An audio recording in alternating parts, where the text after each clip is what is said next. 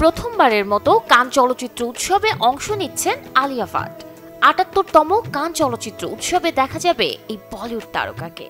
সদ্যই নিজের জন্মদিন ঘিরে আয়োজিত সংবাদ সম্মেলনে এই খবরটি নিশ্চিত করেন ভাট কন্যা। ৭০০ কোটি বাজেটে নির্মিত হবে ক্রিস 4, আর তাই এই সিনেমাটি তৈরিতে সাহস পাচ্ছে না বলিউডের কোনো স্টুডিও। এত বড় বাজেটের সিনেমা বলেই ভারতীয় জনপ্রিয় ফ্র্যাঞ্চাইজিটির চতুর্থ কিস্তি দর্শকদের সামনে আসতে সময় নিচ্ছে আরও। জানা গেছে এই সংকট কাটিয়ে আগামী ২০২৬-এ মুক্তির পরিকল্পনা করছে ক্রিস 4-এর প্রযোজনা সংস্থা। এদিকে গুরুতর আহত হয়েছেন Bollywood romantic action hero Hrithik Roshan. সদ্যই তাকে ক্র্যাচ হাতে দেখা গিয়েছে। কাজল রানী মুখার্জির কাকা পরিচালক অয়ন মুখার্জির বাবা দেব মুখার্জির শেষকৃত্যে অংশ নিয়েছিলেন তিনি। সেখানেই জানা যায় হাঁটুতে চোট পেয়েছেন হৃতিক।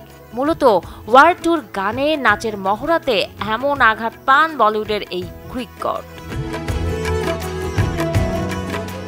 অবসর ঘোষণা দিয়েও ছবির শুটিংয়ের কাজে ব্যস্ত হয়েছেন বলিউড শাহেনশাহ অমিতাভ বচ্চন। কল্কি 2898 AD ছবির সিকুয়েলে অংশ নেবেন তিনি। একই সাথে নাকি এই ছবিতে ফিরে আসবেন শাশ্বত চট্টোপাধ্যায়। এর আগে অবশ্য বয়স হয়েছে, সংলাপ মনে রাখতে পারছেন না বলেই জানিয়েছিলেন অমিতাভ বচ্চন।